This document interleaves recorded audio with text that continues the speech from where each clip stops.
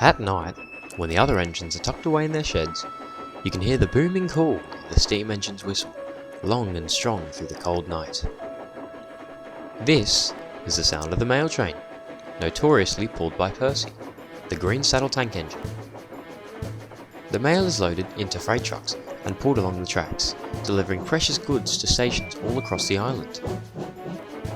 The shine of the moon helps Percy along his journey as the clickety-clack of the turning wheels ventures along into the night. One morning, Percy rolled into the turntable at Tidmouth. He had been worn out from the night before, delivering mail all across the island. "Morning, Percy. You're up early?" "No, you're wrong. I'm back, tired and late." He rolled into an empty berth and began to slowly shut his eyes before Gordon pulled into the shed. "Morning, gentlemen. Goodness, Percy, you've looked like you've slept with an eye open." "That's one way to put it. I've had no rest recently with the night trains. If I keep this up, I'll start falling apart." "Rubbish! You're just being lazy. Why don't you do some hard work for a change?" Percy was too tired to even respond. He just shot a glare in Gordon's direction. "Now, Gordon, that's not very fair of you to assume. I'm sure Percy is working as hard as everyone on this island." Duck and Gordon went back and forth at each other for what felt like an hour, as Percy slumped to the back of his shed.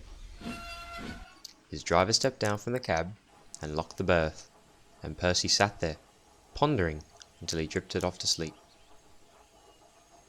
Night fell upon the island, and Percy was at Tidmouth Station, preparing to venture off for dry oil. He was still feeling tired. Henry dropped off a freight train at the station for pickup. "This one's off to the harbour at Knapford, Ted." Not thinking properly, Percy's driver switched onto the middle line to pick up Henry's freight, mistaking it for the mail. Percy coupled up and pulled away.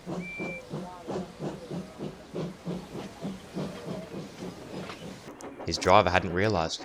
He was too busy trying to navigate through the night.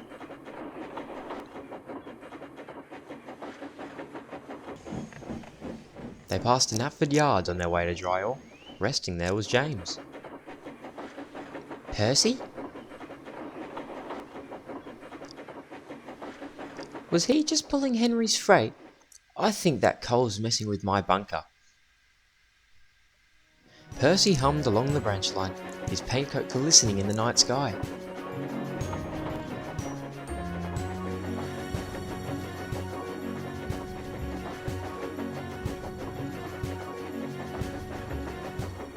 He soon reached dry oil, where Howard was waiting at the airfield. "Well, hello there, dear Percy. What brings you here on this fine evening?" "I'm here to deliver the mail train." "Oh, yes, of course. But I don't see you carrying any mail vans." "Yes, I am.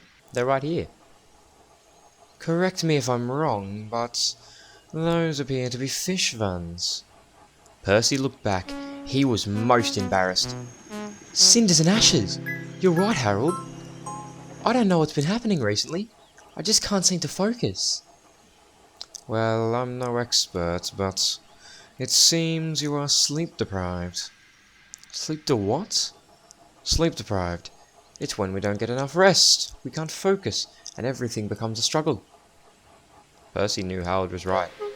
He felt tired and silly.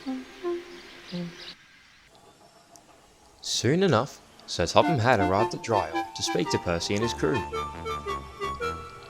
"Well, usually I would kick and scream at this sort of thing, Percy, but you are not to blame for this." "I'm not, sir?" "No, Percy, I am. I haven't given you a proper rest, and you are running yourself into the ground with work. I shall relieve you from your work for now, and you are to leave for your shed." "What about the mail?"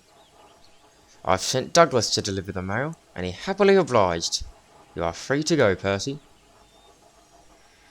Percy arrived at his shed to the sound of crisp wind flowing through the shed walls as he backed into his berth. Percy never had a run-in with fish again.